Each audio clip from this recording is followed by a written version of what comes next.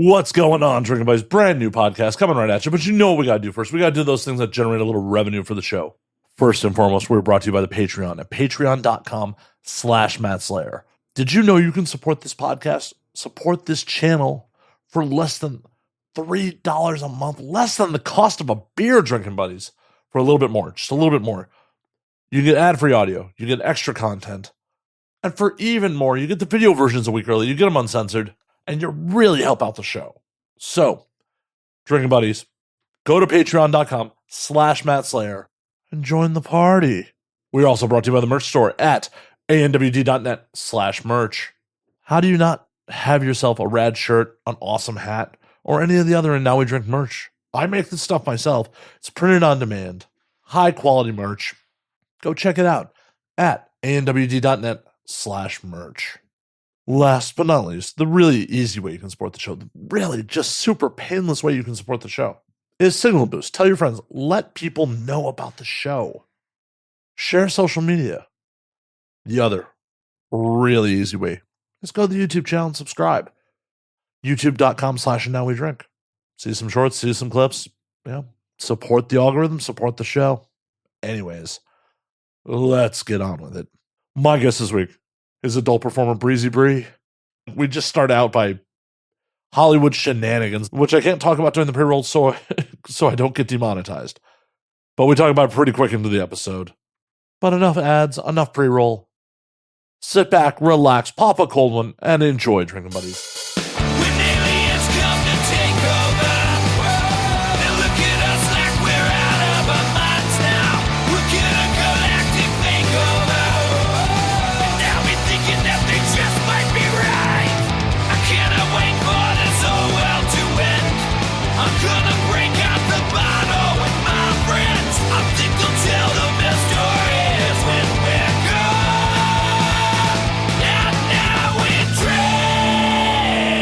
What the hell's going on?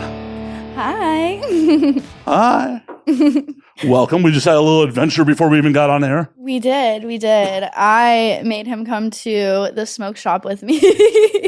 You made me venture out into the streets of Hollywood. Yes. We had a few block adventure. We did. And then dragged me to the smoke shop. And apparently my local smoke shop has mushrooms and just weed. They're just like...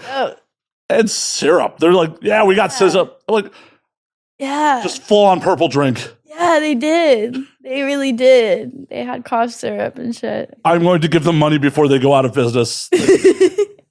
We were like, are those real psilocybin mushrooms? And they were like, yeah, they are. They have a sign right above, like, they're like commercially packaged mushrooms. So like, you know, they got the labels that say the gram, say the psilocybin, and then they have it like, in a label maker on the case, does not contain psilocybin. I'm just like... Exactly. Who are you fooling with this? Well, I don't know. Apparently the police, I guess, because they still up and running. They in business. I mean, that place hasn't been there that long, so I just don't expect them to be there much longer. But, you know, shout out to them. They're like, oh, yeah, we'll cut you a deal on some mushrooms. I'm like, yeah. I will be back. I'm lucky. They had Stizzies. That's a good brand.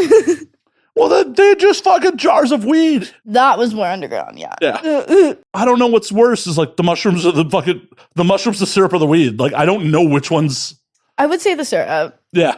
I would say the syrup. Yeah, it's just like, oh, yeah, we got codeine. It's cool. It's a controlled substance. Yeah. They're not decriminalizing this anytime soon. No. They're just pretending it's Colorado in their mind. I don't think it's legal in Colorado either. Shroomies, at least. Psychedelics. Are they? I think. You want to Google that for me? I am on it. Okay. I was already on it.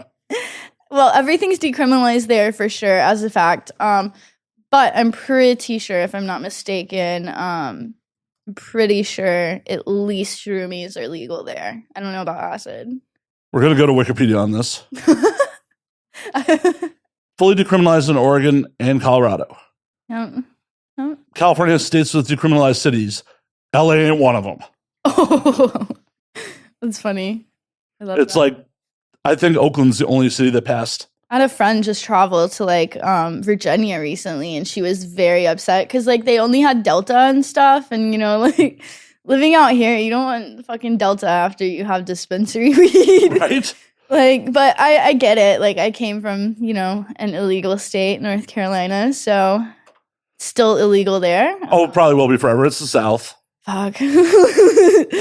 Yeah, I wish that's one thing they would change about where I'm from. Where in North Carolina are you from? Charlotte area. Yeah, in and around that area. So actually in North Carolina, or yeah, in North Carolina, okay. Charlotte. Yeah, not across the border in general vicinity. not across the border in like Greenville, South Carolina, or some shit like that. Nah. We would travel there a lot though. They have really good malls in Greenville. I've actually spent a fair amount of time in the Carolinas, so Charlotte was the base, but it's like where I was doing for work at the time would send me up to like Greensboro, down to Columbia, down to Greenville. Mm-hmm. Have you ever been to Charleston, South Carolina? I have. It's beautiful. It's like one of my favorite places to go. Oh my God. And there's this place not far from it. I would say roughly an hour and a half away. I'm not going to gatekeep this, even though it's like my favorite place ever. It's called Edisto Island. And I went there shortly, like right out of high school, like with my ex and some friends. And it was a beautiful, beautiful experience. It's just truly like blissfully peaceful there. It's probably one of the cleanest, prettiest beaches I've been to. And the seafood is amazing. Fucking Charleston had amazing seafood. I was only there for a handful of days. It was just like, why couldn't I be stuck here more often? Exactly. I wish I got more work there. I would travel there more. Well, I mean, I don't think there's much, professional shit happening down there. No. Maybe get a group of friends together, industry friends, and go get an Airbnb, stay the weekend, and commit some crimes. Fuck it up, literally. Well, it's one of those things like, can't legally shoot there. Mm-hmm. Yeah. Because that's the crazy part of like porn in the world at large. It's like you only legally shoot in a handful of states. Absolutely. And technically your 2257s as the model release end of it doesn't hold up when you shoot in a state where it's not legal. Oh, really? Yeah. I did not know that aspect. I primarily only shoot in LA, Vegas, and rarely in Phoenix, rarely in like Miami. But, well, I mean, and that's the fucked up thing because it's not legal in Arizona. Mm-hmm. Any content you shot in Arizona, you literally could be like, take that down. You don't have a model release. Oh, wow. Really? Mm-hmm. That's crazy. Yeah, because when I was coming up in Chicago, like I was talking to actually Federosi, who I was talking to you about before, at like Exotica Chicago, and he's just like, the thing is you can't sign a contract for an illegal act. Mm-hmm. It's like you can't have an enforceable contract on a drug deal because it's not legal. Exactly. So you have to have the 2257 for federal standards, but if the model release aspect, because it's not legal to do there, if someone turns around and be like, you need to take my content down, you have no legal leg to stand on to keep the content up. Yeah, exactly. So pro tip for any of you all shooting out in the wilds out there. Yeah. I'd be doing that. Well, I mean, and that's the thing. A lot of fucking people do because in the era we're in now, like people create so much shit on their phones. Absolutely. Yeah. I feel like honestly, phone cameras like should be slightly more acceptable, especially for newer like newcomers and stuff that are getting into the industry and building their career and stuff. Because I personally still like use my phone to film. And it's like, it is expensive to get all of the gear that you need, essentially. Don't know anything about that. don't know anything about that. Got a pretty big setup. Not to brag, but I do complete overkill for a podcast. No, but it's good quality. I try. I'm sure they respect that a lot. They do, they don't. I don't lose any sleep over it. But also, this is like, over the 8 years of doing this is the third camera set I have. Oh, wow. So it's not like I went day one and was like, oh, yeah, fucking, we're going to do city cams. We're going to, $500 lenses and shit. It's a process. Yeah, it's like anyone who's starting a podcast, starting content creation, fucking use your phone. Absolutely. That's what I'm saying. Yeah. Abso-fucking-lutely. Well, especially if you're not established and you don't know if you're going to be in this for the long haul. That too. Why the fuck would you spend thousands of dollars on gear and be like, and then you might never use it again. Right. This ain't for me. Or you got to turn around and try to eBay it. And you can't get the real price for what you paid for it. You might get half price or something. But right. Oh, that infuriates me a lot. Like when you buy something and then you end up not using it and then you try to get like at least 3/4 of the price back and you can't even do that. What sort of stuff you buy and then you're just like, oh, I'm not using it? I'll have to let me think about that one. Pro tip, you can't return used sex toys. No, not that. Not that. No. Then again, in your position, you probably can something more like appliances and stuff. Like, you know, what if I had something for like 3 days or something and like I just decided I didn't need it for something and then I want to like get rid of it. Well, at that point, just try to return it. Yeah, that's true. That's true. And I was about to say, in your situation, you might actually be able to resell those sex toys for more than you paid for them. Because that's very true, actually. Yeah, because I had a guy just ask to buy a pair of my sandals. So yeah, he wants a pair of my sandals, my worn sandals. So yeah, I saw my cum-stained panties and my worn sandals and shoes. It's a hard knock life. Yeah, I went hiking in this one pair of tennis shoes. They're actually like, it's a long story. So basically, I went on a hike with this girl, and it's a pretty intense hike. Like at least for me, in the sense of like, it's just very lengthy, and it's quite literally around a mountain. Like you're wrapping yourself around a mountain, and like you're on the edge of cliffs and stuff. But it's really fun because you have to like wade through creeks. And there's these big rocks in the middle of the creek, and you have to like cross this creek like 8 times to get to the end destination. So it's roughly like 4 miles each way, or maybe it's something like that. But it's absolutely one of my favorite hikes. And well, the girl I went with at the time, she didn't tell me how extensive of a hike this was gonna be. That's just a dick move. That's such a dick move, because had she like prepared me, I wouldn't have worn my fucking $275 Panda Lows. Okay?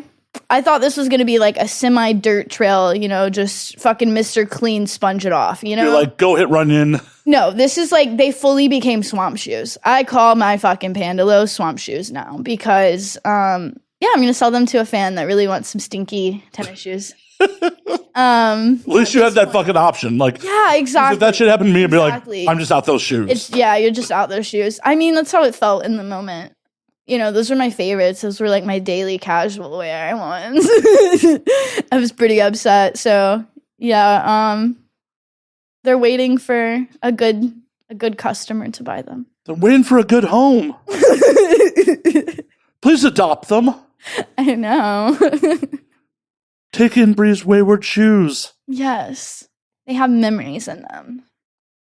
That's what we're calling it? Memories? Yeah. Every step I took. All right. They're Bri's sentimental shoes. They have sentimental value. Exactly. And, you know, sweat for those feet people. Yes. People are really into that, actually. Like, oh, I know. I should probably like start making content like that. You know, a little bit of armpit sniffing here and there. Whoa, you're just giving it away for free right there.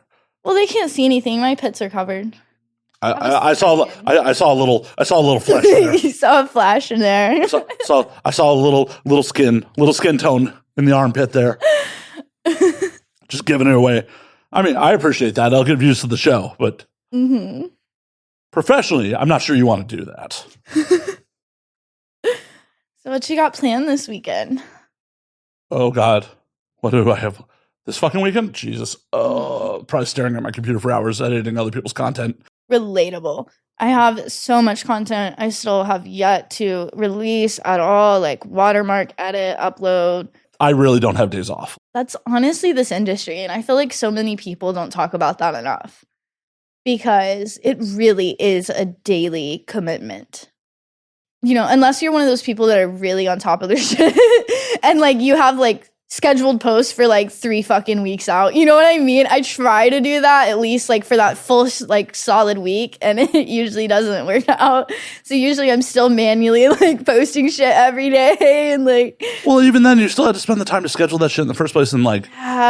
No, there's very few days off. I mean, at time of recording, Girthmaster's blowing up right now, like for his comment about like how much he's making on OF, and he's just like, I work 60 to 80 hours a week, like doing social media. You really do. You really do. He was also like, I don't know if you saw his Twitter post, but it was funny. This morning I woke up to his Twitter Twitter, he commented on Cardi B's like post and said some shit like basically like We said it treat her right is what he said. Yeah, he said something about like will it fit or something like that. And it was funny as fuck because Max Phills was like, Cardi, now you gotta fuck him. Well, when he did the show, he actually tried to holler at Iggy Azalea because she was the host for AVN, and he did the show before AVN this year. That's crazy. Oh, yeah, I definitely posted the clip of him hollering at her and tagged her, and I don't think she responded, but I went to AVN, but unfortunately, the past 2 years, I have not went to either of their award shows. Why not? I was busy fucking, collabing, you know, doing paid shoots there with companies and stuff. Like, that's a very busy, busy week. I mean, that's kind of fucked. I would have loved to go to the award show, but actually last minute, I had tickets to go in, but we accidentally didn't, like, a whole group of us didn't accidentally, like, RSVP for the red carpet spot. So I was like, fuck, I'm going to go make this money. Fair enough. Yeah. But, you know, I heard it was a beautiful show, and I got to see, you know, all of the footage and stuff that was shot and posted on Twitter after the fact. So, yeah, it looked like it was really fun. What kind of Definitely go next year, though. What kind of company's booking people during the award show? Who's doing that? Well, and also collabs and stuff, just people I've really wanted to fuck that, like, aren't local and, like, wanted to get footage with. So, both. Fair enough. I was doing, like, fucking 2 and 3 shoots a day, plus, like, signing, I was signing like probably 5 hours a day because they only gave us 3-hour slots, but I would always try to extend it because I just enjoy that. I really truly enjoy like connecting and talking and chatting with fans. And, you know, it's also a good way to just like network too, and also like monetize and market off of your merch. Like I just gave you a lighter. Holding it to camera right now. Yes. So those sold out. I gotta make more of those, but I'm gonna put some with like my silhouette on them, you know, like in some fishnets. I have an exclusive. Oh shit, I got an exclusive drop, y'all. Oh shit.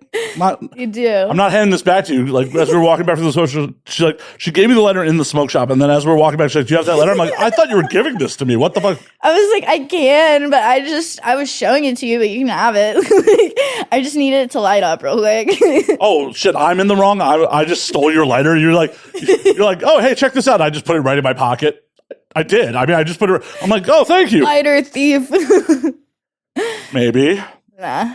I give it to you, but aw, yeah, aw, yeah, yeah. Avian's good networking. It's a good time. I miss it from back in the day, but it's amazing.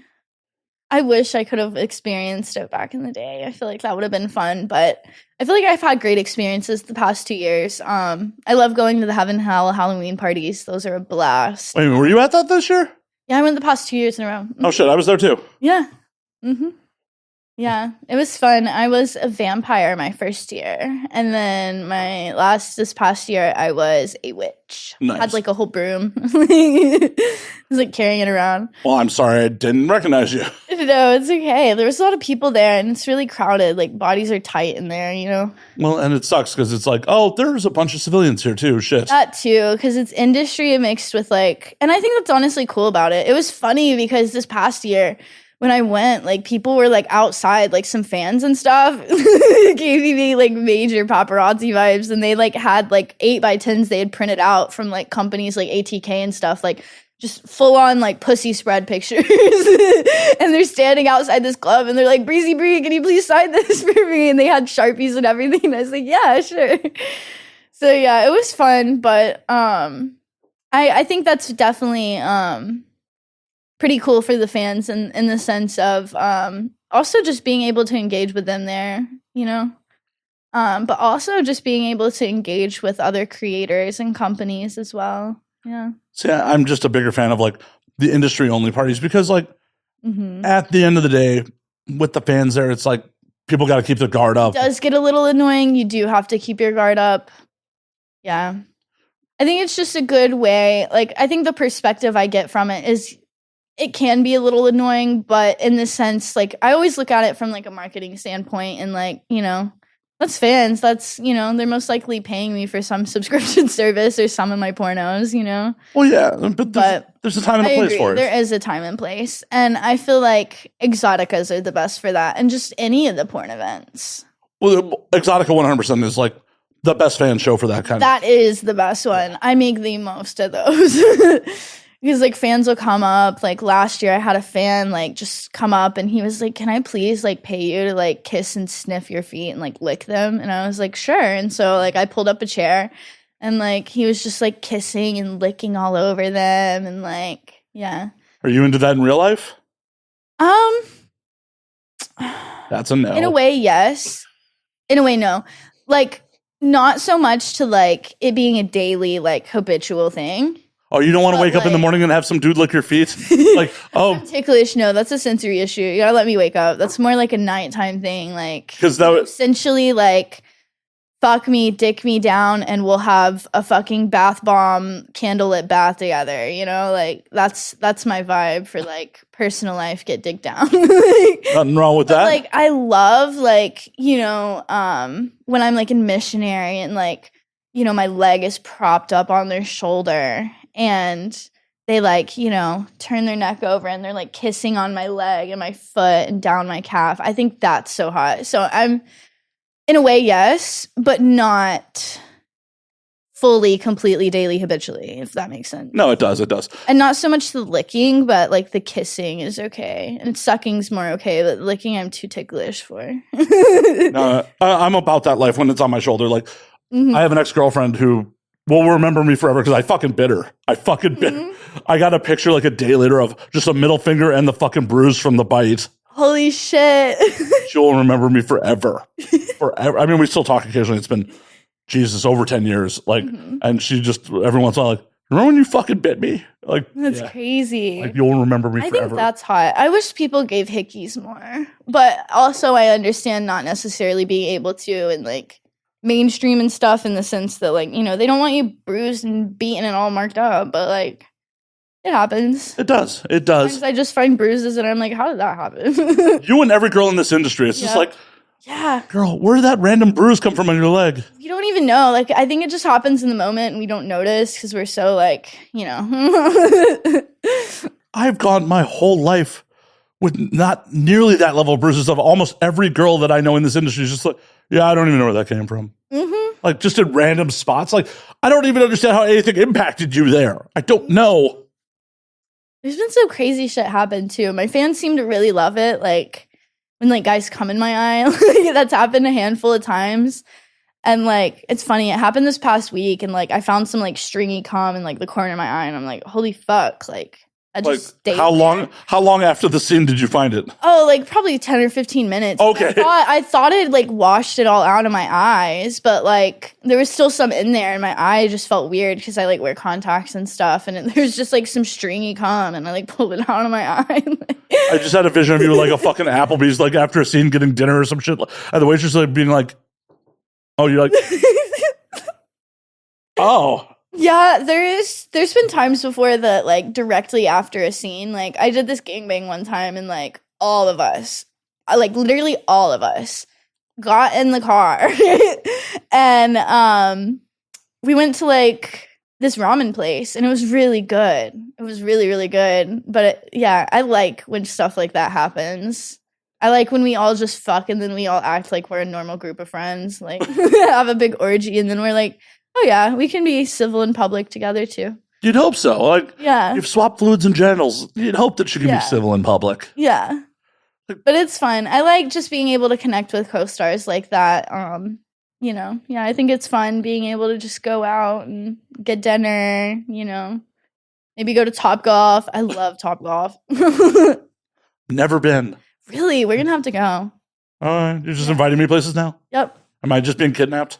Yep. Okay. No. It's so fun though, because like you can just order drinks, like fucking cheese fries. I'm a foodie. So yeah, you can just order cheese fries, food, and just whack the shit out of a, golf club. Nice. There's all these fun games you can play. Yeah. Like what? Well, like they have like weird games. Like I don't know how to explain it. Like there's like an Angry Birds one. And so there's like a whole screen and like however like far you hit the ball to whatever like hole, the sensor or like the camera or whatever detects it and then it knocks off so many birds from your Angry Birds game tree. Yeah. from the tower thing. That's So, yeah, wild. yeah. Me and Kitty Lynn went. It was a lot of fun. Our group of friends. Nice. Speaking of food, like, so what is your like favorite genres? What do you like? You're like, yo, death row. This is my last meal. What do you eat? Death row. After you murder a person or two, you know? Fuck, I hope that never happens. I hope you don't get caught. I don't think I would do anything like drastic enough to like, I don't know, even get a felony, hopefully. I'm pretty sure we just committed a felony like before the podcast started. I'm pretty sure. Hey, that's on them, not the customers. I don't think that's how that works. Business. I don't think that's how that works. I mean, they definitely are committing felonies. We may be. You think they're gonna like track down each customer that bought their shit on like the camera? No. Yeah, that's what I'm saying. Like, that doesn't mean we didn't commit the felony. It just means we're not being charged. well, yeah, if you don't get caught, like. We still committed the crime. Okay. I'm pretty sure we're still accessories to a felony or two there. I guess. I mean, we're supposed to have picked up the phone and called the police and be like, will you believe this fucking smoke shop? But I'm not. I'm going to go buy some shrooms. That's not what I'm concerned about. I'm concerned about, like, societal things, like, in the sense of, like, I don't know. If people want to get fucked up, they're going to get fucked up. If people want to do bad things, they're going to go do bad things. If people want to help other people, they're going to help other people with good intentions, you know? Just, if people want to, they would. In any and every fucking aspect, you know? Oh, 100%. Like, people have been finding a way to get fucked up since the beginning of time. Yeah, that's what I'm saying. So, like, decriminalized or not, people still fucking do it. Well, and that's why, like, shit should be decriminalized. And from a societal norm, absolutely. You look at Colorado. How much did the Colorado, like, fucking, from the taxes, did they improve that state? Mm-hmm. By not decriminalizing it or flat out legalizing it, how much money are they, the state leaving on the table? LA could have fucking fixed roads and... Valid as fuck. There's so many potholes. Oh my God, they just fixed one pothole that's like off of my street. And like, I would always have to like just swerve to like hit it every day. And it was a big fucking pothole. Like it could pop your fucking tire. That is no good. No fucking good.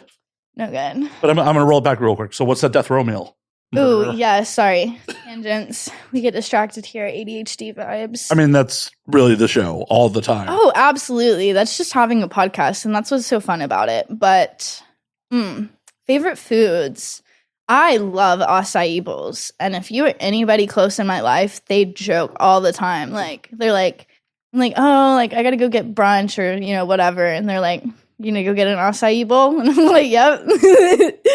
So I love those. It's like dragon fruit brace. Put some fruits in there, like bananas and then some tree nuts. But I love pastas.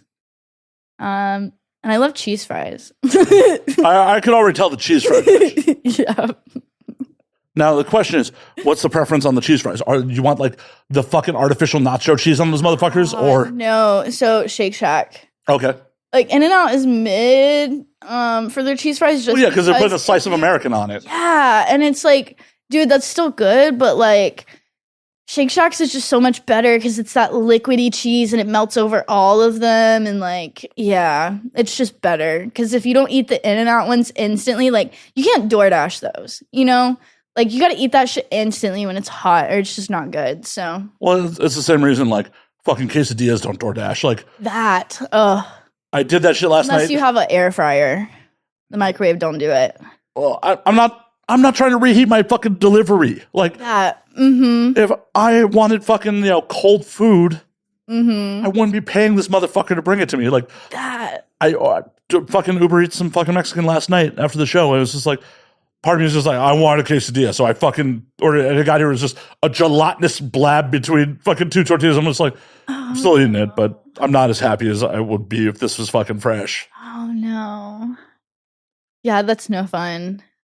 One time I ordered, like, ice cream to a hotel. And the ice cream was fine, but the problem is, like, I've ordered so much shit from DoorDash that requires utensils and silverware. and they don't provide it, and I'm like in a hotel setting and it's like the fucking like, you know, restaurant downstairs is closed or some shit, and like the breakfast cafe isn't fucking open. Like I'm like, fuck, what am I supposed to do? Go Uber like to, you know, like what am I supposed to do? So they had like a fucking ice scoop in there, so I just like washed it and I just like fucking was eating ice cream with big ass ice scoop. That is so gnarly. That is so gnarly because you're never getting that ice scoop clean. No. I like that. That is oof. That. Yeah. I hope you went and got a fresh test after that because that's gnarly. Yeah, I mean, you do what you got to do.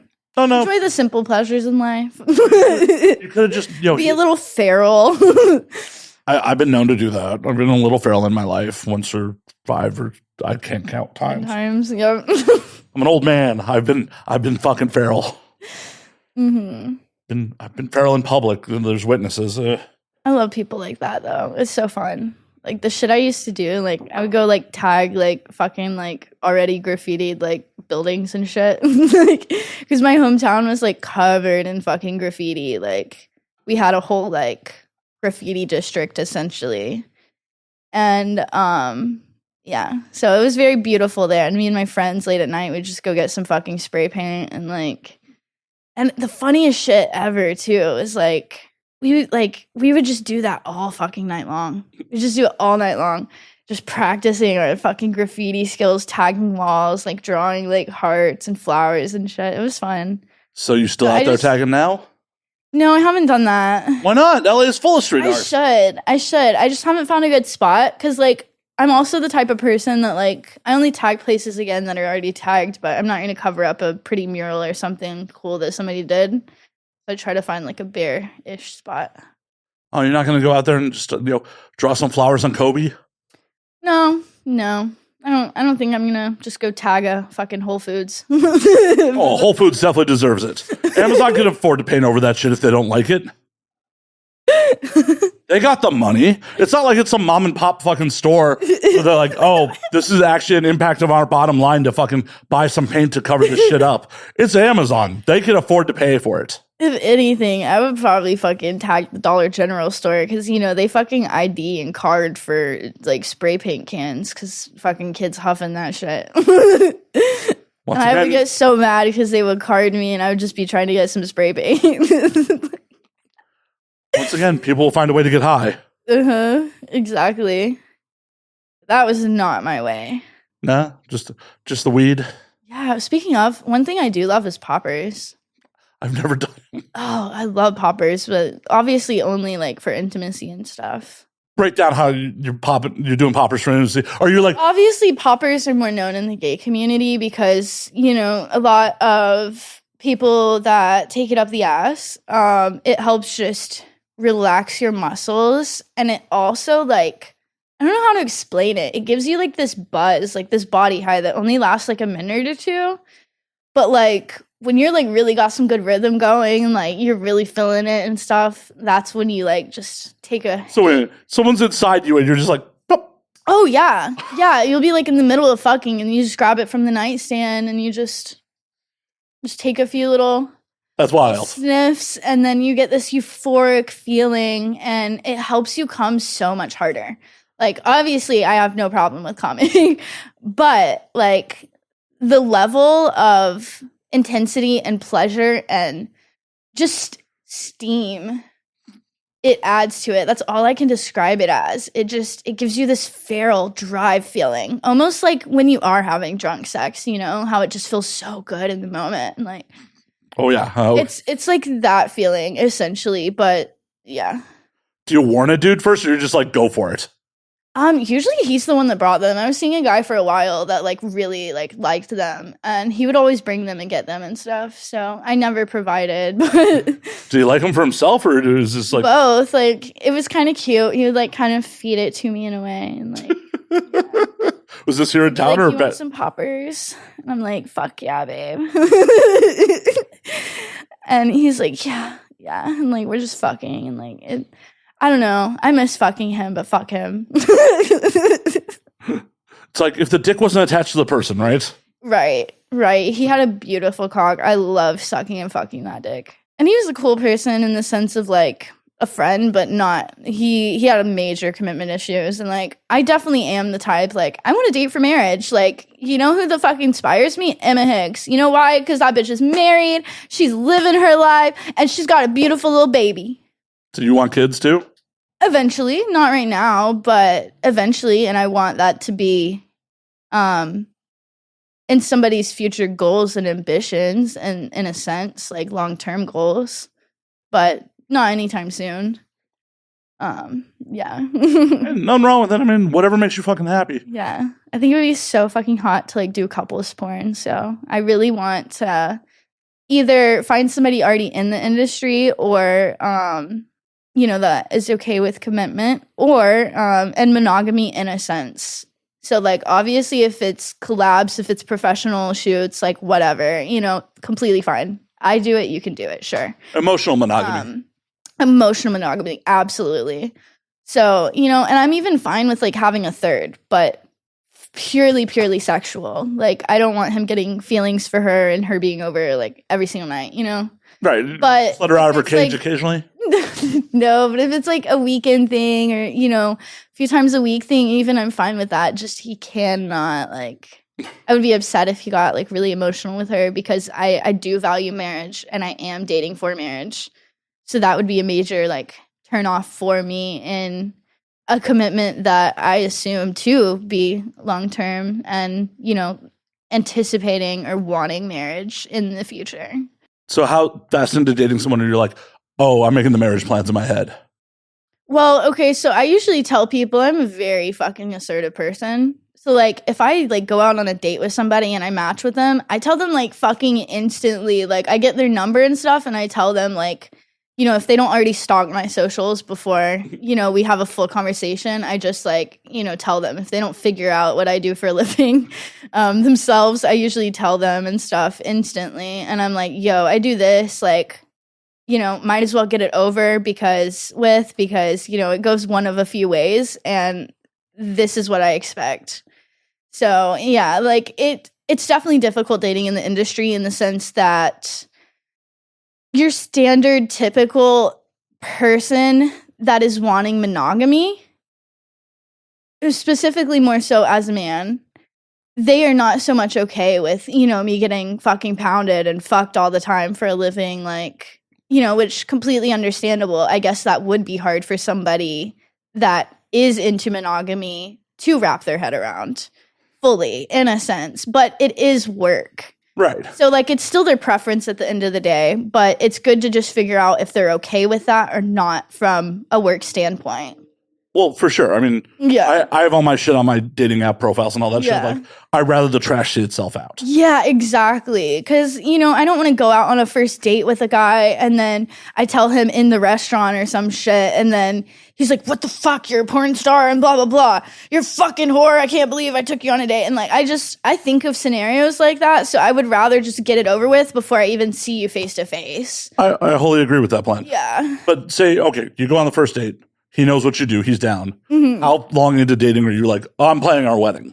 Oh, no, I wouldn't throw that on them. It's really just more about the commitment. And I definitely tell them probably within the first few dates that, or even the first date, that, hey, like, I'm looking for marriage. You know, if you want a short-term partner, because, yeah, people sometimes just want short-term partners.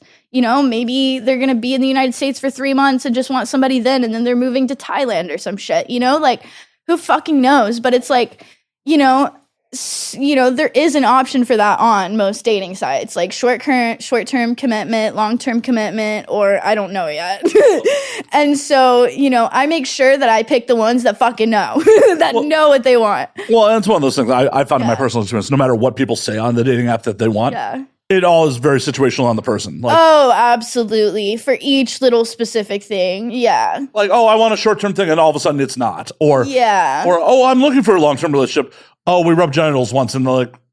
yeah, exactly.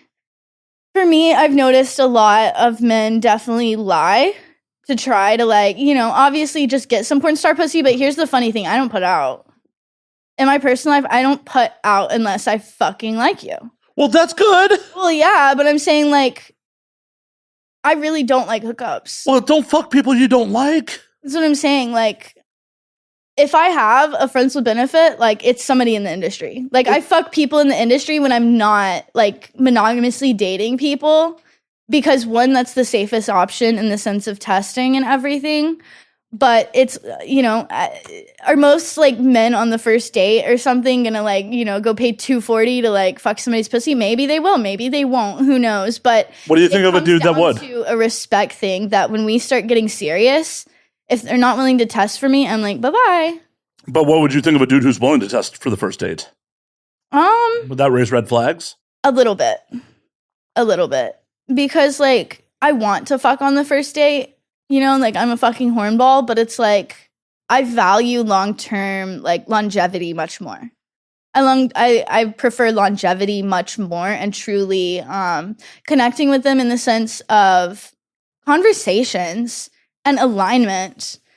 You know, like are we good for each other? Do our schedules align? You know, what's your long-term goals? Like, where do you see yourself in 5 years? Are you ever wanting to get married? I ask all of these questions to these men because I'm tired of wasting my time with fucking situationships and people that, again, like just want pussy and don't genuinely value a connection the way that I do.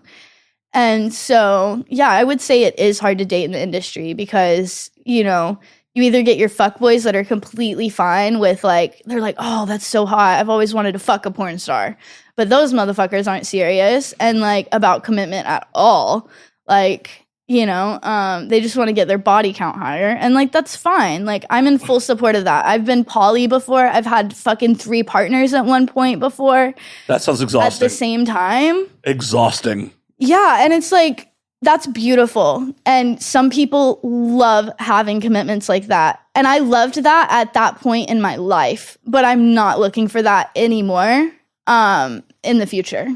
That's too much. Yeah, that's what I'm saying. Like, that's why I still want to be somewhat open, but not emotionally. Well, yeah. And that's what I say to people all the time. An info in me has to be sexually open, but not so much emotionally. I want to love one person, you know? Like, no, for sure. I say that shit all the time. It's just like, I'm totally down for an open relationship. Mm-hmm. Like, you can't date in this industry and be like, oh, no. Yeah. But, like, the emotional, like, polyamory, no. Exactly. I don't have time in the day to fucking invest in emotionally that many people.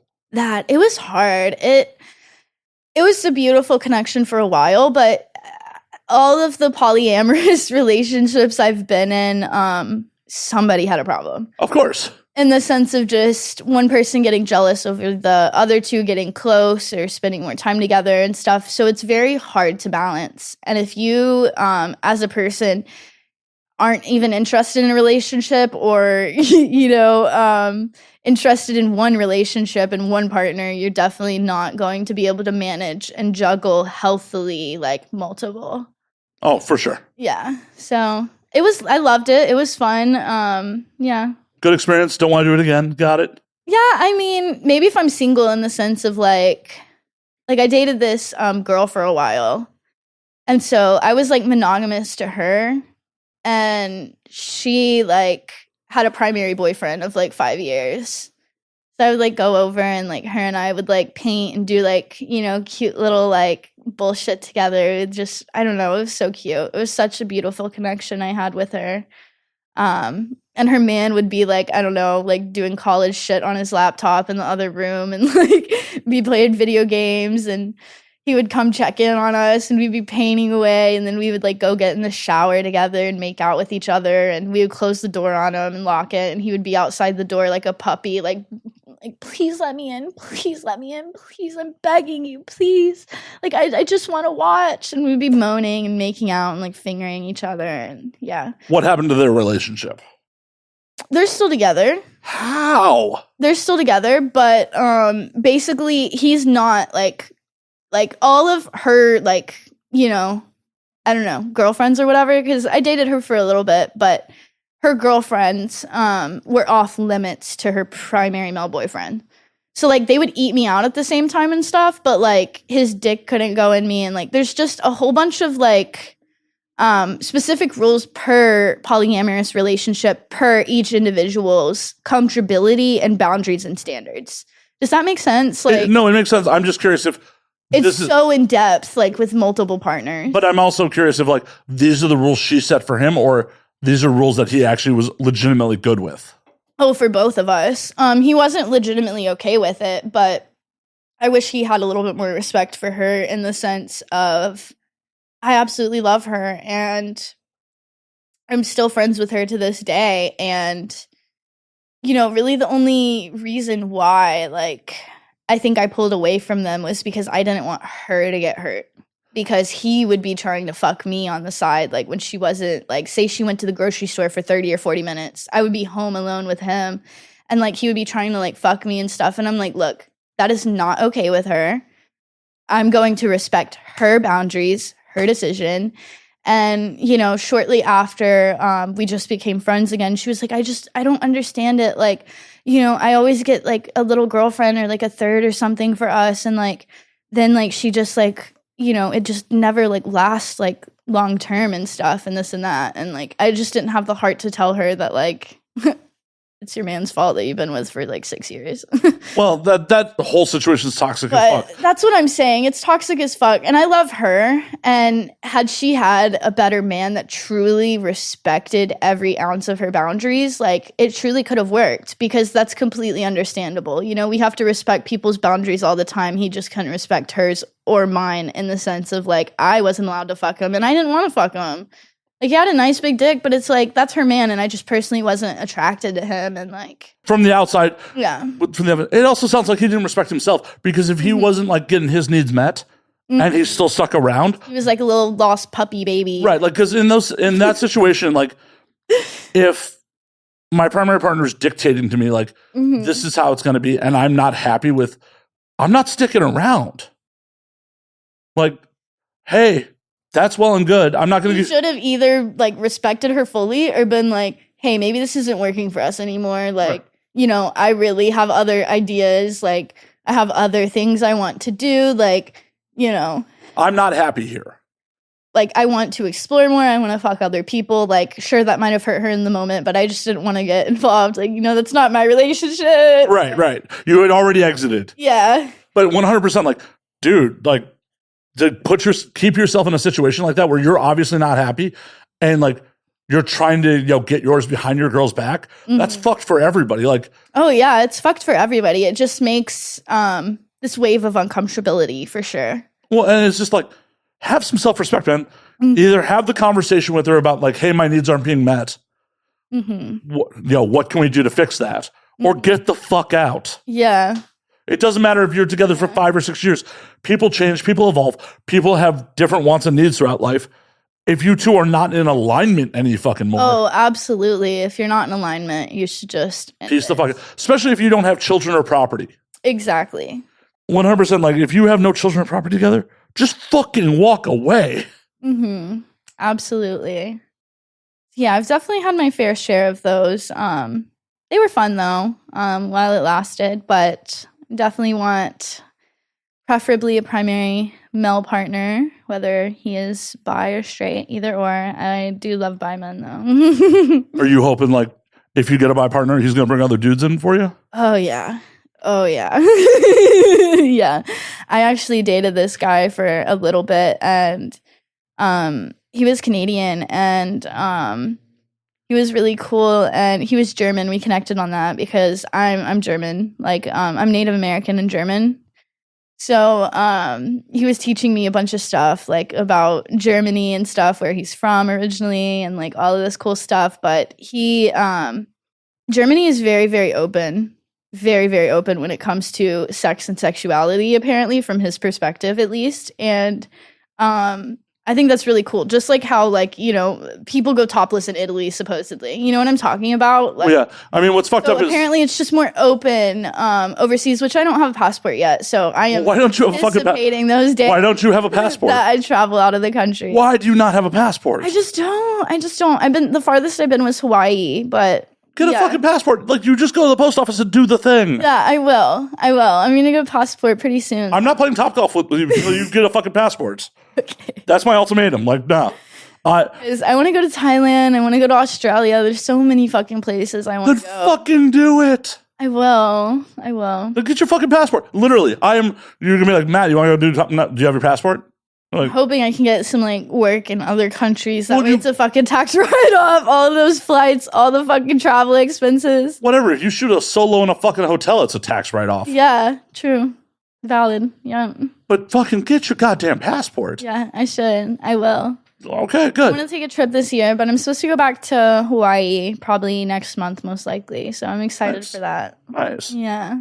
Because like I've been to Germany. It was a good time. Oh. Munich was a blast. Mm-hmm. But they're also kind of like Europe's Alabama. The age of consent's fucking 14. Holy shit.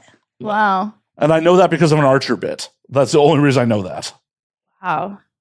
I'm going to double check that. I may be wrong, Mm-hmm. but it's really low in Germany. Wow. And they have full-on sex clubs too. Like, That too, but yeah, it is he was 14. very bisexual, like,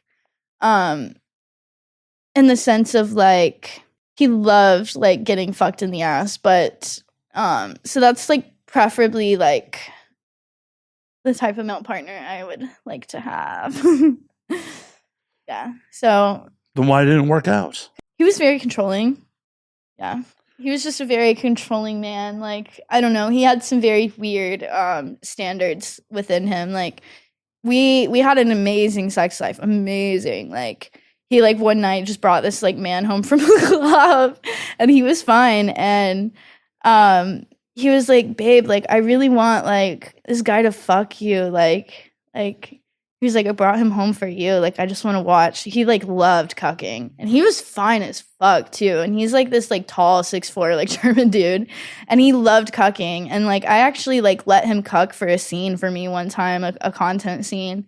Yeah, he was just a fucking freak. Like, you know, he would fuck me in Missionary and then, like, have a guy fucking him, like, in the ass. And, like, it was so hot. Like, it was nice having somebody fuck him into me.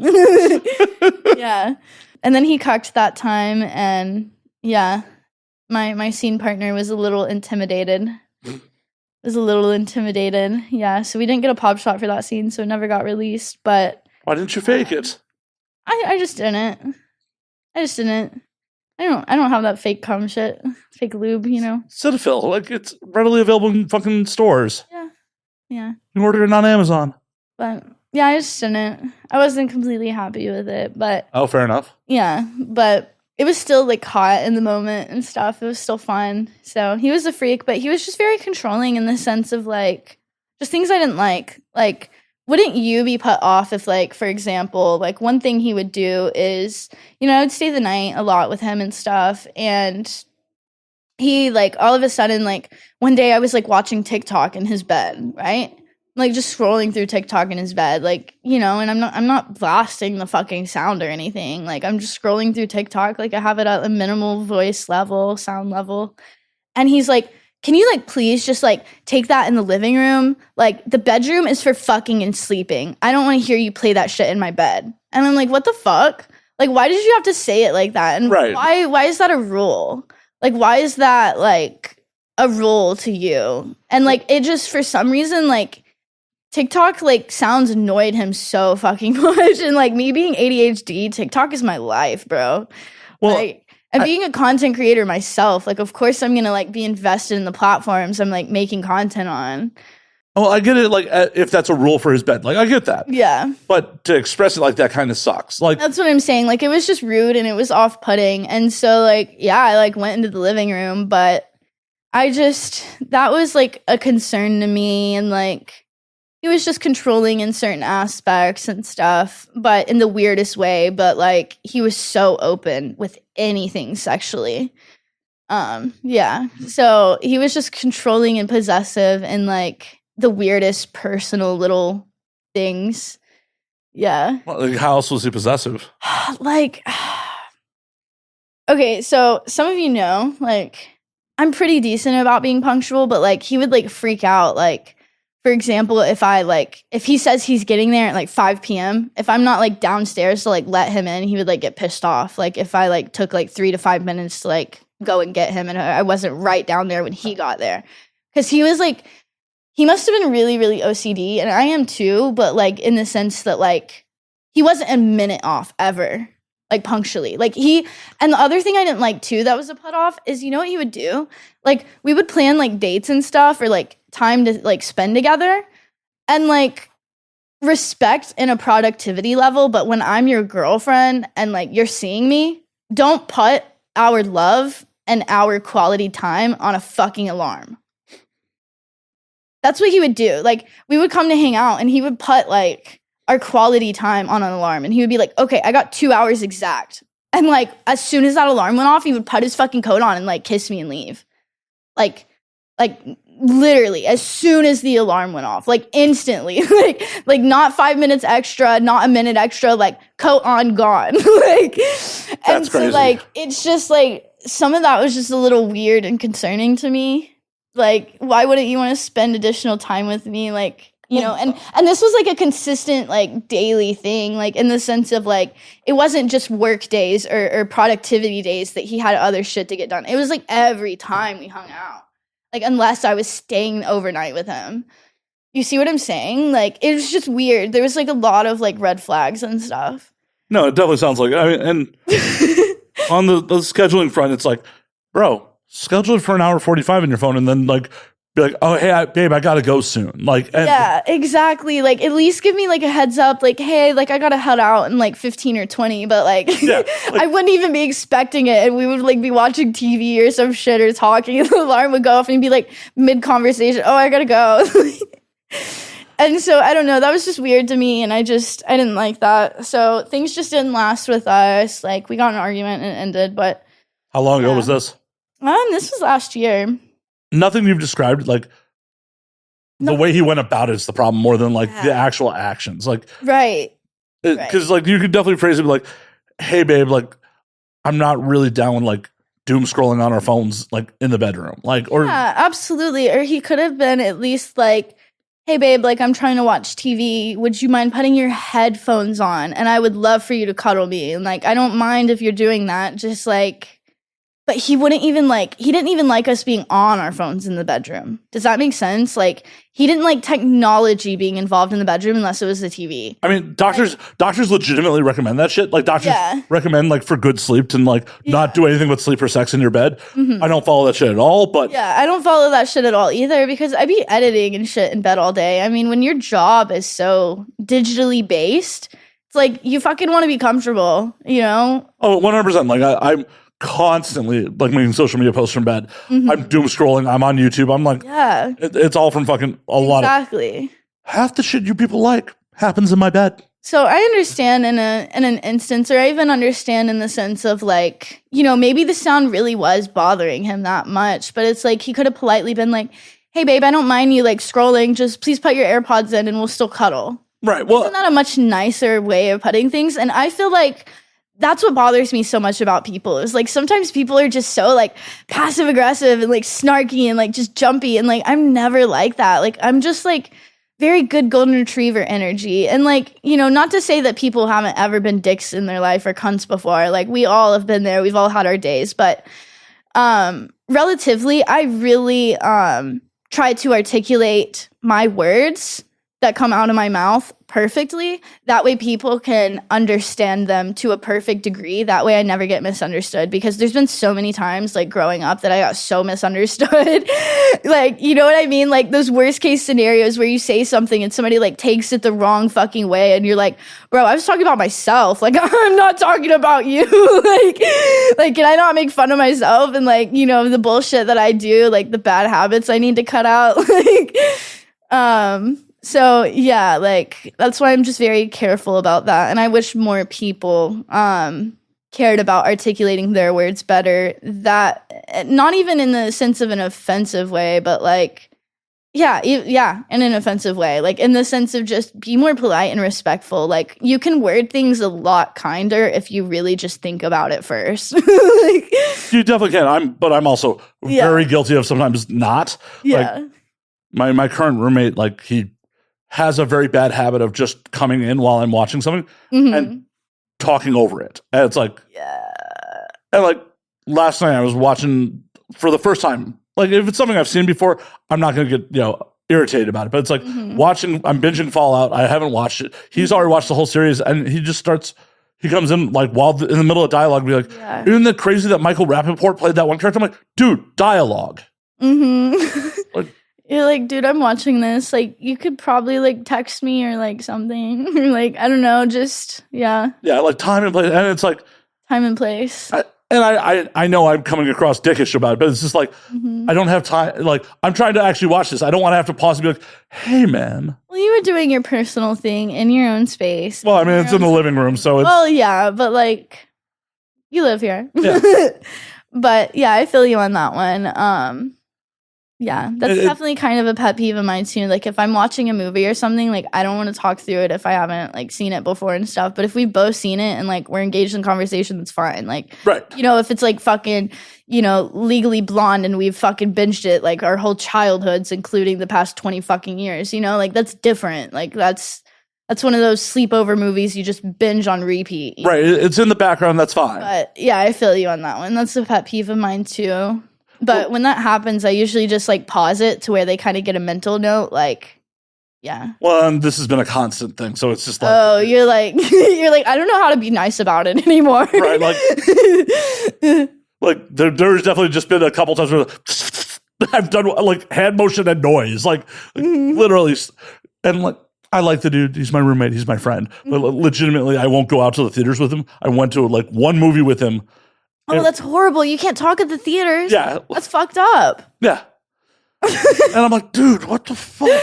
Other people are paying to be there too. Yeah, it's like one thing that will, like, if this was a romantic partner, that would never happen again. Like, I will not go out with people that talk during movies. I will not go out with people that talk during comedy shows. Yeah. Like, if we go to a live comedy show and you fucking are talking at the stage or making a fucking scene in any way, shape, or form, I don't care if you're drunk. I don't care what you're on. I don't care if you're doing a Stone Cold Sober.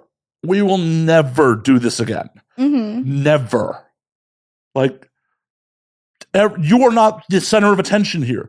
Yeah. Be on fucking stage if you want to be the center of attention. The world does not revolve around you. And I'm mortified. Like, there are very few things in this world that embarrass me. That will do it. And it's just like. That too. I agree with that. Like, okay, for example, like, I've had various guy friends in my life that, I don't know, maybe help me with my business, maybe do this, maybe do that, you know, whatever. It ties into the thing of like, just because I'm a porn star doesn't mean I'm not a normal person in real life. Like I have a persona, yes. I love my persona, yes. But don't make me out to be a nympho in public when we're hanging out at restaurants and walking down the fucking street or, you know, at fucking Venice Beach. Like, you know, I've had multiple people like just be like, oh yeah, like, you know, like just making like sex jokes, you know, and like very inappropriate like innuendos in public. And like that is one big way to embarrass me. Because one thing I don't do is I don't talk about shit like that like in public in the sense of like people around that can physically hear you. Like walking down the street and stuff. Like I don't do that, especially when like we're walking past moms with fucking kids and stuff. Like don't fucking talk about my gangbang and like how my fucking pussy lips like wrap around cocks. Like don't fucking talk about that shit. I don't want to condition kids to that shit. I'm so against that. And like How's that even a topic of conversation that ever fucking comes up? That's what I'm saying. So I like cussed him out. Like we were like walking, you know, down Venice and stuff, and I like cussed him the fuck out. And I was like, dude, like I like you, like you're a cool person. Like we can make jokes like this when we're in the car or when we're, you know, at my apartment smoking a joint, right? Like we can talk about anything there, but like when we're in the middle of public, have a normal fucking conversation, bro. Like I'm literally just trying to walk, you know, the fucking strip, like looking at the shops and checking out the little crystal stores and shit. Like, you know, like you're supposed to be my homie here, not, you know, making me uncomfortable and embarrassing me in public. Like, you know, the whole point of me being able to enjoy life in public is not making a big scene out of myself. Well, yeah, well, it's in the sense of like, yeah, I just don't want to condition people to that, and that's just one way to embarrass me. I'll say anything on film and camera, but you know why? That's because these fucking viewers choose to view this shit. Sometimes. Well, yeah, but the like algorithm just sometimes shows it like, to them. okay, and even Twitter is a different exception because why the fuck is 8-year-old Timmy on Twitter? Like, get him the fuck off there, you know? But like, I'm saying like physically in public, like in crowds of people, don't say shit like that. And with me. but act like a normal friend, have a normal conversation. Like, how's your week? What are you doing this weekend? Like, just because you're a sex worker doesn't mean like you should be having overtly sexual conversations with people. Like, that's what I'm saying. Like, it's not a cute look necessarily to me. Like, I don't know. Would you treat like any other woman in your life? That's what I'm saying. That's when I think that's the reason it pisses me off so much is it's because if I had not been a porn star, if I was like, any other woman you knew that didn't do sex work or was in the industry, like you wouldn't have conversations like that with me in public, and I know he like did it to like get a kick out of himself or to like, I don't know, boost his confidence or whatever to like, seem cool or like, I don't know, like have a hot chick at his side or whatever. But like, I don't know, like having a hot chick's the flex. Yeah. And it's like, I'm not like that in public. Like, I don't want to draw like attention like that to myself in public. Like what I would do in public is go hand out my business cards or something like that. But even then, you can scale that out more than a public, conversation like that. Well, that shit just it doesn't make sense to me. Like, yeah. And mind you, like I pay him for services for my business, so it's like I was like, dude, like you're my friend, but like let's keep it business professional. Like, I don't mind hanging out when we're not doing business things like this, but like don't embarrass me in public. Yeah, It's also the fact of like just wanting to have a personal life outside of your persona, because I have been recognized before, like in my local Target, like fucking 5 minutes down the street from my house. This man ran up to me and he's like, "Oh my God, can I take a picture with you?" And I was like, "Sure." And he was like, "I'm sending it to my wife right now. I wish she was here and we'd get a picture of all three of us together." And like, I mean, that was a cute experience, but it's like, I want to enjoy public without drawing extra additional attention for shit like that to happen. 100%. Like, if I'm at a porn convention or event, of course I'm there for that reason. Of course I'm going to be a fucking unhinged slut. But, like, that's very different than my personal strolls on the fucking beach when I'm trying to just enjoy free time. I don't know. Like, yeah. Even if it was at a convention, the idea of approaching a performer and being like, "Your pussy looks so hot wrapped around that cock," is just like, what? People do that, and like... Yeah, well, people are fucking morons. Yeah, I mean, they could start out with a normal conversation, but I've had that a few times, but I kind of just like laugh it off, and I'm like, "Nice to meet you." Oh yeah, because you want their money. I get that. Here's my business card, but it is an awkward approach. It's like, but at the same time, they are there for that reason, so that's more understandable. It's not, though, because like you should still have fucking respect. Yes. Well, respect, yes, absolutely. At the end of the day, yes. These people, in a lot of cases, think that they've had a connection with you because they've had an orgasm with you. Oh, yeah. That you were not privy to. That you weren't aware of, that you didn't know about. Right. Maybe multiple. Right. And so in their head, y'all have a connection because they've come to your image. Exactly. And that allows them in their mind to like just say wild on his shit. It's like, take a fucking step back for a second, bro. Absolutely. Like, go rub one out so you have some post-nut clarity. Like, this is not the move. Ask for some crazy shit. And like, this one guy asked for something so unhinged. Like, I don't even want to say it on camera. Oh, I want to hear this. Come on, please. No, because it's like gross. It's like, I'm really not into that. I'm really not into that. Oh, I'm so curious. Like, he just like wanted like basically like pictures of like I don't even like he wanted pictures of like my bowel movements. And I was like, I can't do that. I was like, I'm so into piss play, but like that's my line. Okay. That's my line. Like, I really like piss play. And a lot of people actually don't know that because I haven't done a lot of like, and I don't just mean squirting. Cause like a lot of people don't consider squirting piss play, even though it technically is. But I'm personally a squirter myself and I love squirting. But recently, AVN week, I got to fuck my celebrity crush. And well, I'm not gonna say who, but it was a fun time. And is this a mainstream celebrity or industry celebrity? I don't need to know names. He has a vast following. He's not industry. Okay. So that's mainstream. But yeah, he's a lot of he's really big friends with like a lot of like musician artists and stuff. And so he has a pretty big social media presence, and I watched a lot of his YouTube videos and stuff. And did you fuck Adam Toy too? No. Sorry. No. I wish, but no. But just because like we didn't, necessarily discuss if I'm allowed to, publicly talk about fucking him. I'm don't not gonna name drop. No, don't. Please don't. Yeah, I don't need the liability on it. Yeah, I just wanted to throw that out there because he's like got a YouTube channel. No, but it was hot. He's got a following. He deals with a lot of musicians. Like that describes Adam. No, but like there's more people than just that. I know. Adam, but I've watched him for a while. I'm very impressed with his skills and his creation and his talents. And so, funny enough, he was walking through the fucking aisles of, AVN, and he like walks past the 101 booth, and I'm like, fuck. I'm like, so I run out of the fucking booth, and I like run up to him, and I throw my arms around him, and I was like, damn. In that moment, I like kind of like backed up. I was like, damn, I'm really acting like a fan right now. It obviously worked. I even asked to hug you. I was like, sorry, can I hug you again? And I was like, here's my business card. I'm Breezy Bri. Nice to meet you. I've been watching and following you for a while, and I love your skills. And the rest of the story I can't really say, but because it would give it away. Well, how'd the piss play come into it? The piss play came into it by he DM'd me. I was like, let's hang out. And he DM'd me, and he was like, message me, and he messaged me first, and I was like, let's meet up. Like, I really like want to fuck.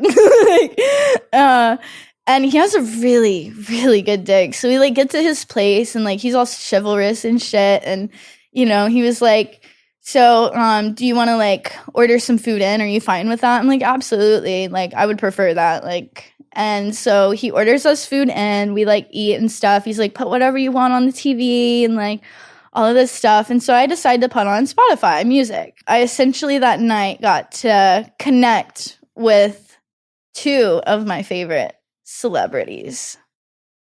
One being him, and one being a musician artist that's really big.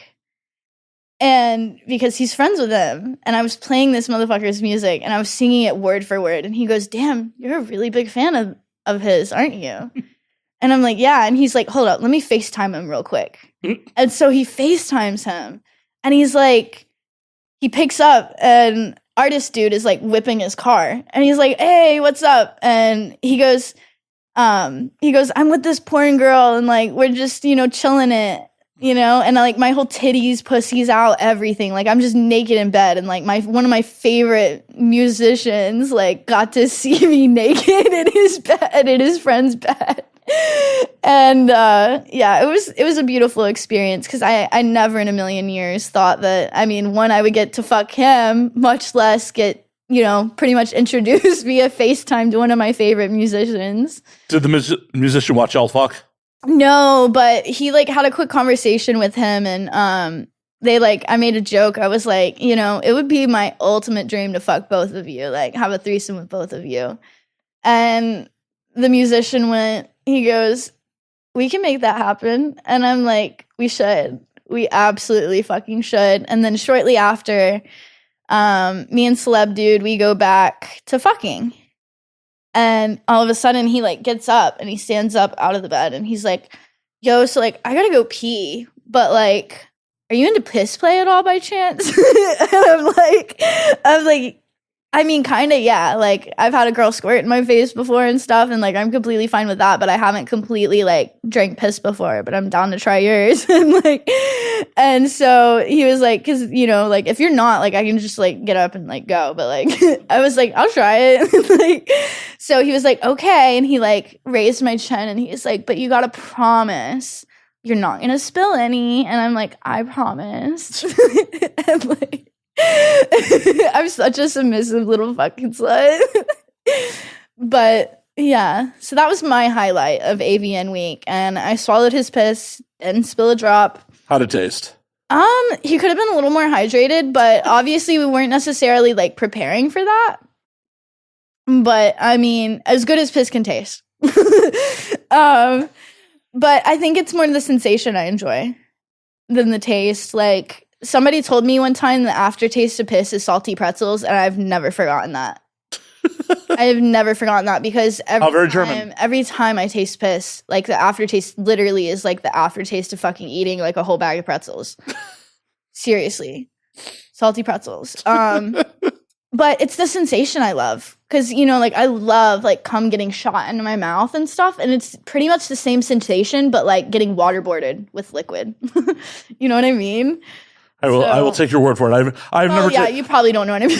No, I've never taken a shot in the mouth. I plan to live my whole life without taking a shot in the mouth. Okay, well, think of kegging or think of, like, you know, just shotgunning something. It's like that feeling of just liquid down your throat constantly for, like, 10 to 20 seconds. I'm pretty sure cum's not carbonated. But, well, yeah.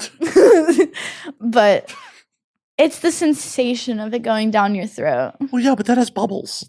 It's different. Yeah. It's different. Yeah. I mean, you've done both. I have to take your word for it. I only have the experience with chugging beer, so like. I think I'd rather chug piss than beer. Well, yeah, you very much are anti-beer. You established that before we got on air. Nope.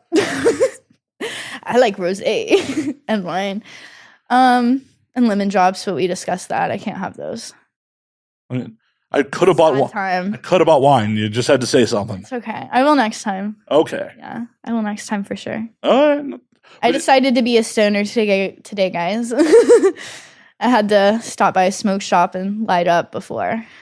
Hey, nothing wrong with it. It's my only complaint when people get high is when they get too high and can't talk, because that has happened before. Oh, see, I'm a daily habitual smoker. That shit doesn't happen with us, you know. Like, This girl was definitely a daily habitual smoker. She maybe if you take edibles and you never take edibles, but like, I think she just was a little nervous and like hit it a little too hard. Yeah. And by like an hour in, she was just like, "What?"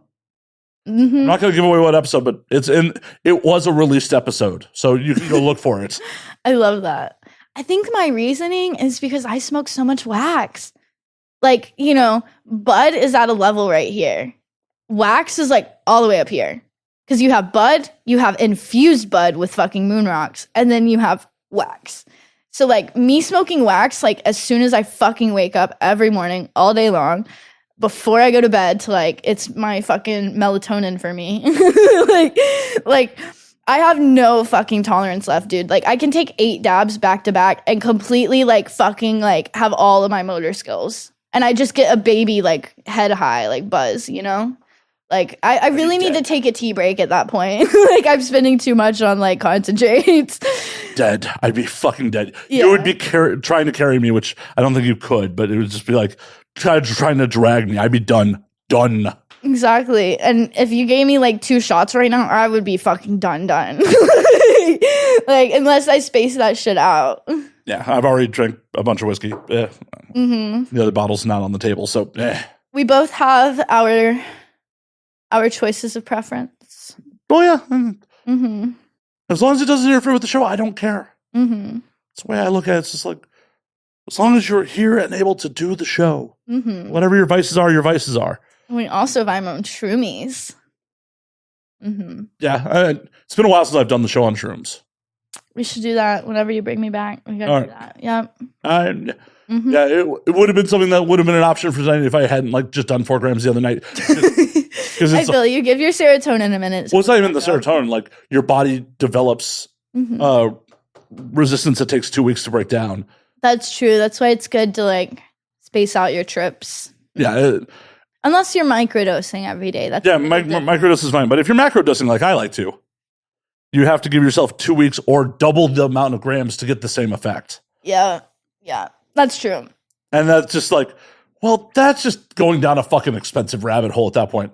I'd rather just wait 2 weeks. What's your feeling on acid? I love acid. I do and I don't. So Same. Because shrooms you can control more. Acid, you're all in, you're all out. Well, it's not even all in, all out aspect of it. It's like, this is a time commitment. Like, if I'm doing acid, this is what I'm doing today. Well, that's what I mean. Yeah, like it's because you can't dose it in smaller amounts. Because I mean, it's like fucking that big, dude. It's tiny. So it's like, what are you supposed to do? Like, cut that up into 14 fucking pieces to microdose acid? No. I mean, you can if you have like pure liquid, you can microdose, but that's true. Or the drops, like that they put on the paper. Yeah, but it's still like. Even if you're, I don't really microdose, but it's a commitment for sure. Rather than like shrooms, like can be literally a microdose thing, and you're just vibing all day. Yeah. I don't really microdose. I just macrodose, but I can go out and be sociable on an eighth. Like zero problems. Just like I love being out in the world on an eighth. Like it's so much fucking fun. For me, it's like the lights get like all cinematic. I'm just like framing shots. I'm just like Yes. Tripping's fun. You gotta color when you trip or like paint. See, I interesting. I have none of those skills. I can't but like I fucking disassociated into movies. Like I watched on Sunday, like it's a lame choice, but I watched Avengers Endgame. I was just like, ooh. Like I haven't watched Endgame in a while. I'm gonna put that on while I trip. I love Marvel. No, it's a fun movie. I mean, there's a lot of plot holes in it, but it was still like, oh, all the space scenes while you're tripping is a lot of fun. So it was just like, oh yeah, this is a good time. There's definitely other movies that might have been better for a trip, but it was just like, you know what? I don't want nothing. I don't want anything I have to think about. Like brain autopilot, enjoy the trip. Like kind of rolled up in it like a cocoon in my bed. Yes, I do that too. I do that too a lot. I call it my burrito. Yeah, I'm burrito and blankets. Yep, did that shit kind of bed, and like at the peak of the trip, like there was motion on the screen. Like it felt like I was sliding forward in my bed, even though I wasn't moving. I'm just like, I'm like, ooh, okay, these are potent. Feels like your bed or you're spinning and you're just laying down. Well, it just was a forward, like something was happening on screen. And it was just like, it felt like I was going forward into the screen, like body wise. I'm like, okay, these definitely a potent batch. Cool. Absolutely. It was good and bad because it was like the peak came pretty quickly and it was pretty intense, but it's just like, it got down to like body mellow really quick too. It was just like, I would have preferred like intense visuals for a little bit longer, please. Yeah, I feel you on that one. See, I wish there was just something that was a little bit in between acid and shrooms and time wise. Like, can we just get like a good, like consistent 6 hours? Like, that would be perfect. Yes. So this weekend, I am going to Vegas. I have some work there a little bit, like a few like private bartending gigs. So you bartend too? Shit. Fuck no. I don't know how to make fucking drinks. I even told the guy that, and he was like, I don't care. It's really just like a bottle girl service. Like, you know, just skimpy bottle girl service. Because I told him that. I was like, you know, if people tell me like a cranberry vodka, I mean, it's in the fucking, like the ingredients are in the fucking name, easy. But like, you know, Shirley Temples and all these fucking names that like, you know, the ingredients aren't in the fucking name. Like, I don't know how to make that shit. And he was like, that's fine. We don't really care about that. We're just going to tell you what we want. Like, okay. So yeah, I have that, and then the day after that, I'm going to Sick New World, and so it is this like metal alt emo festival, and like I'm so fucking excited for it because, mind you, I've been wanting to see these fucking bands since I was in fucking middle school, like literally. Which bands? Sleep Token. So there's a band called Sleep Token, and they're so fucking intriguing because I'm a spiritualist and I'm like a baby witch. So I'm learning like about witchcraft and Wicca and all of that sort of things and gods, goddesses, deities, as well as just like history is, learning about history and stuff and ancient eras is a passion of mine. But so I've been wanting to see this band for forever. But what's so intriguing about them is they are masked, they're anonymous, and they're like a cult. So they worship this god, this ancient deity called Sleep. And that's why their name is Sleep Token. And so, you know, I was talking to somebody about it and they were so intrigued with it. And they were like, so wonder why they're like masked and stuff. I was like, well, think about it from like a worshiping spiritual perspective. Like it's kind of selfless to not show your face out of worship. Does that make sense? A little bit, yeah. And I was like, that's why they're just so intriguing. Like, you know, again, I study deities and stuff. I don't work with all of them, but I work with a few. And I have like an altar and stuff. So I love Lilith. So I work with her and I offer her offerings and stuff. She loves lavender and a bunch of stuff like that. But it's been interesting being able to learn about my passions with deities through Sleep Token's music and learn more about this deity Sleep. Yeah. And so it's very interesting, but I cannot wait to see them. I've been wanting to see them for like probably like 8 years. And see, the thing is like, again, I was in middle school. I was a fucking kid. Like, I didn't have fucking money back then, you know, like I couldn't fucking drive and all of this shit. So I basically just, you know, I wanted to go see them so badly. And well, they were from the UK. So I wasn't able to see them back then. So it's like a dream come true that I'm getting to see them this weekend, as well as like tons of other artists, like, you know, System of a Down, like, Ginger's playing, like Black Veil Brides, Andy Black's band, fucking Bring Me the Horizon. I fucking love them. Oh my God. Bad Omens. Fucking love them too. They're so good. So I'm really excited about it because last year was my first festival that I ever got to go to, and that was EDC Vegas. And that one was so, so fun. But I'm excited to kind of switch it up with the genre this year, and then I'm going to try to go to Lightning in a Bottle. Nice. Yeah. So are you more into metal or EDM or like? I listen to fucking everything. I would say my biggest genre, like on my Spotify Wrapped every year.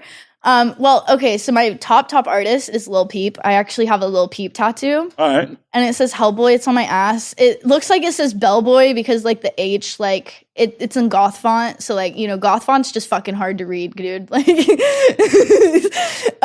but yeah, so that was out of respect for Lil Peep. But a lot of people always think it's like in reference to like the Hellboy movie. And don't get me wrong, that's a fucking classic. Love that movie. But yeah, it's for my favorite artist, favorite song, favorite album.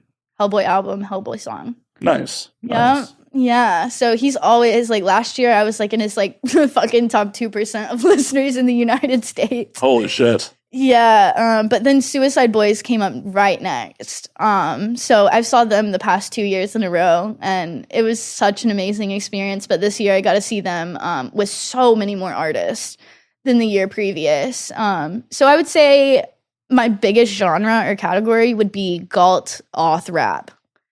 Yeah, so like Suicide Boys, Poya, Ramirez, Ghostmain, like, yeah. I'm an old. I don't. What about you? What's your genres of music? Oh, I have very eclectic taste, but obviously the stage name comes from, the band. Mm-hmm. Like, that's my shitty high school nickname because I was the kid who wore Slayer shirts every day. Aww. Yeah. Aww. Yeah, like, obviously metal. And then, like, I have if you look at my actual, like, my phone. Mm-hmm. I'll have to go scroll through your music playlist. Oh, it's very eclectic. Like, a lot of 80s new wave at this point. Mm-hmm. I got turned on to like rockabilly, doo-wop, and soul like before I left Chicago. Yeah. Like one of my favorite nights in the city on Thursday nights, they used to have this something called Dusty Grooves at one of the bars I used to hang out at. It was all rockabilly, doo-wop, and soul, and it was just like girls would come out like kind of dressed for it. It was such a fun fucking night. Sounds fun. Yeah, like just watching the whole room kind of light up to like run around to like Dion and the Belmonts and shit like that. So I got into that. Just old school like 90s hip hop, like Wu-Tang, fucking yes.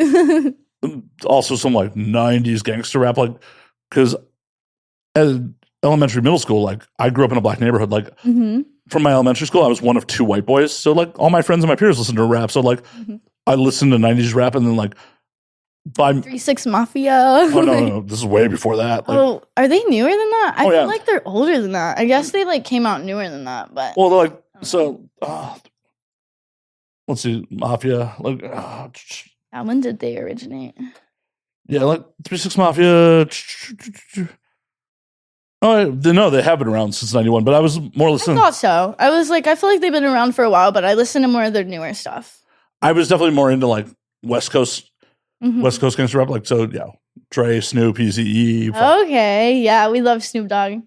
Ooh, so tell me, Nickelback. People either love them or fucking hate them, and I love Nickelback. I saw them live at a fucking North Dakota State Fair. I'm really apathetic on Nickelback. Yeah, because it's just like I grew up on it. It's like, oh. It's not really music I'm into, but it's just like I don't hate on people because they're successful. Like, no, absolutely.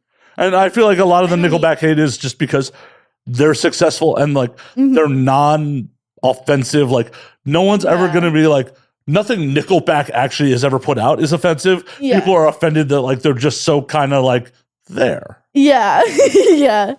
Yeah, I've noticed that too. That's why I had to ask your opinion on that one. I rediscovered a lot of musical tastes because if you asked me in the fucking 90s, like in high school, it's like if it wasn't metal or maybe industrial, I wanted nothing to do with it. Yeah, absolutely. You definitely grow a larger collection throughout the years for sure. And switch up on genres and you find new stuff that maybe you weren't into previously. Well, but even stuff I was into previously, like some of the hardcore gangster rap, like by the time I'm like metal, like, nah, I don't listen to that. Like I sold all those CDs at secondhand music stores and like, yeah, because it just wasn't metal. Like it was metal. Like, you know, being an angry fucking teenager, like I'm a poser if I don't just listen to metal. Absolutely. I hate that shit too. Like, I hate when people are like, you're a poser. Like, shut the fuck up. I am who I am, and I'm going to wear what the fuck I want to be. If I want to be Southern on Tuesday and fucking all emo goth on fucking Friday and then fucking like Marilyn Monroe classy on fucking Wednesday, I'm going to do that shit. And if I want to be hippie on a fucking Thursday, I'm going to wear skirts and shit and go frolic on the fucking beach. Like, I am who I am. I don't just follow like, you know, a lot of people follow like their main aesthetics and stuff, but I'm very much so unique with my aesthetics. I have a lot of different categories, you know what I mean? Of like styles of fashion and like, yeah. Metal's so weird that like the gatekeeper aspect of it, it's just like, oh my God, you know, name 3 songs from that band or you can't wear that shirt. Like, yeah, absolutely. Like hardcore fans are brutal, dude, for like certain bands and stuff. They're like, oh, you're not a real blah, blah, blah. If you don't know this song and this album, like you're such a poser for only liking the, you know, top favorite radio played songs. But it's like, no, I just like what I like. And that's as simple as it is. Well, and that's like for a very long time, like why I would only ever buy shirts with tour dates on it. Because it's like, no one's going to question my authenticity at that point. Is that right? It's like, there's the tour date I was at, motherfucker. Right? This is not bought at Hot Topic.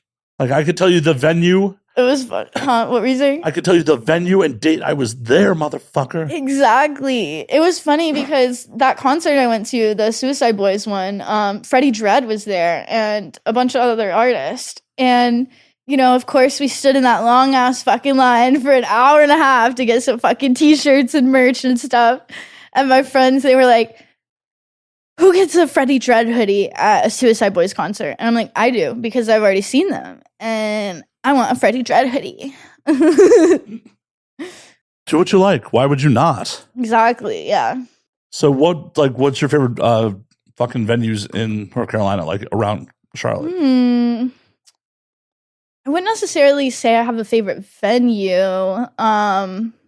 But I've definitely been to a few there. Yeah, I don't really have a favorite venue. I would say really just whoever I love that's playing like most locally to me would be my preference. Nice. So yeah, I try to kind of keep it in the triangle now. They're playing in LA, Vegas, or Phoenix. I'm like, I'll commute. Nothing wrong with that at all. Question, actually, is how long ago did you leave the Charlotte area? My lease just renewed in like February, so it's been a year that I've lived here in March. So shortly after a year, it's been a little over a year. Is the Thirsty Beaver still there? Thirsty Beaver? I don't know. So it's I forgot what neighborhood it's in, but it's like there used to be a pool hall across the street from it, and it was a divey country bar that I used to hang out at when I was in Charlotte. Like, I'm not even into country. It was just like, this is a fun dive. Yeah. I rolled in there one night and like nowhere near Christmas, and like there's just some drunk dude in a Santa suit. I'm like, absolutely. I want to go line dancing. We should go line dancing. Even if you aren't into country, like, would you line dance with me? Maybe. I mean, it'll be real awkward. I'll teach you the dance. There's like this like whole dance and everything. It'll be real awkward. Song called like Austin by Dasha, and like it'll be real. It's like an angry breakup song, and she's like, it gives you like 2024 Carrie Underwood vibes. Holy shit! The Thirsty Beaver is still there. It is. Oh, it is on 1225 Central Ave in Charlotte. I miss Charlotte. I do. It's in Plaza Midwood. But I kind of don't like.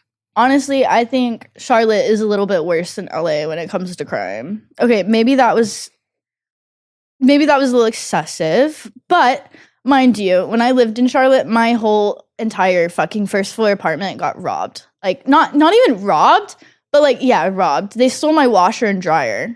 What the fuck? Like whoever robbed me was like literally like tweakers. Like they made burn marks on my countertop, I guess, with like a fucking blowtorch or some shit. Weird crackhead shit. And so they also put fucking like matches in my like light sockets. Like, you know, like the outlets like in your fucking wall that you plug in like a light to? Yeah, they put fucking matches in there. They stuck matches in there. I'm like, what the fuck are you weirdos trying to do? Because like I got a bad gut feeling and like I flew home because my cameras got shut off like and all of this stuff. And I was like, fuck, like my cats are there. Like I got to get back. So I went home and I was like sobbing on the fucking plane instantly. And I was like, what the fuck's wrong with you, Bri? Like, you're literally going home. Like, why are you freaking the fuck out? Well, I walk in my, like, you know, I get home, I get dropped off, like, by the Uber from the airport. And, like, I go up to my front door and it's, like, busted in. Like, it's just, like, cracked open. So, like, my poor pets could have gotten out easily. But I bet they were traumatized from whoever broke in that they were hiding in the closet. Thankfully. But yeah, so like they stole my washer and dryer and it was like a 5-guy operation because I very vaguely caught them on my camera right before they saw it and cut it off, like unplugged it from the fucking wall. Like, so it got like their face very close in the camera and I turned it into the police and like they did nothing about it, but they slimmed my car and everything too. I filed a police report and like they shortly after the police left, I like walked out to my car to like leave and like because they were like, yeah, like don't stay here. And like then I realized that my like, you know, there's stuff in there that wasn't mine. Mind you, I had the keys with me the whole time in California for the house and my car. So it's like, how? Even the cops, because I called them back the second day to check out the car and stuff, and they were like, yeah, the steering wheel's intact and everything. Like, I don't understand how they did it either. There was no exposed wires, nothing. They must have just like crowbarred open my fucking door, I guess, like pried it open. But there was no indentions, you know what I mean? Like, yeah. There was no dents or anything like looking like a crowbar. Fucking crazy. I don't know. Even the cops couldn't figure it out because here's the thing. My neighbor that morning before they came back over, she was like, they've been driving your car around and stuff and like around town, probably like hitting more licks for other people's fucking places. And like, so I was like, fuck, like nothing's safe. So yeah, I got me and my cats out of there. And that's the story of how I got here. Holy shit. Because I mean, I had already planned to move out here, but obviously not so suddenly. Oh yeah, that's a good reason to fucking bail. Yeah, and like it's crazy. My intuition just knew. Like on the flight home, I was like, why am I sobbing? Like, what the fuck's wrong with you? And like, my intuition knew like something was off. And yeah, so I had to come in on that when I got home, but flew out with my cats, got a place here, and I've been here ever since. Well, it's good on you. I mean, at the end of the day, it's a shitty reason to have to leave, but at least it got you here. Yeah, exactly. So if anything, I'm a little bit more scared of Charlotte than fucking LA. Nobody's ever robbed me yet in LA, thankfully. The night's young. Knock on wood. The night's young, don't worry. We'll get you robbed before you get out of here. Fuck.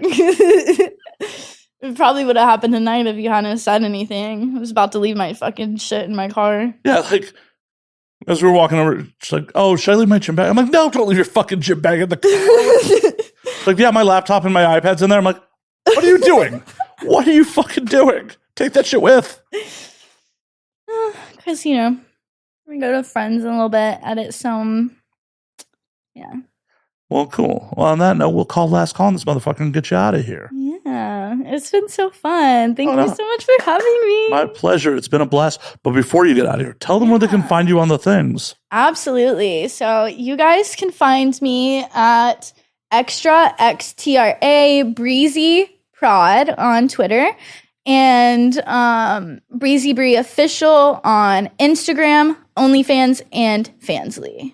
Hell yeah. Yeah. Spend that money. Yes. Thank you guys so much. It's been fun talking. We will do it again. Absolutely. Until next week, drink up, motherfuckers.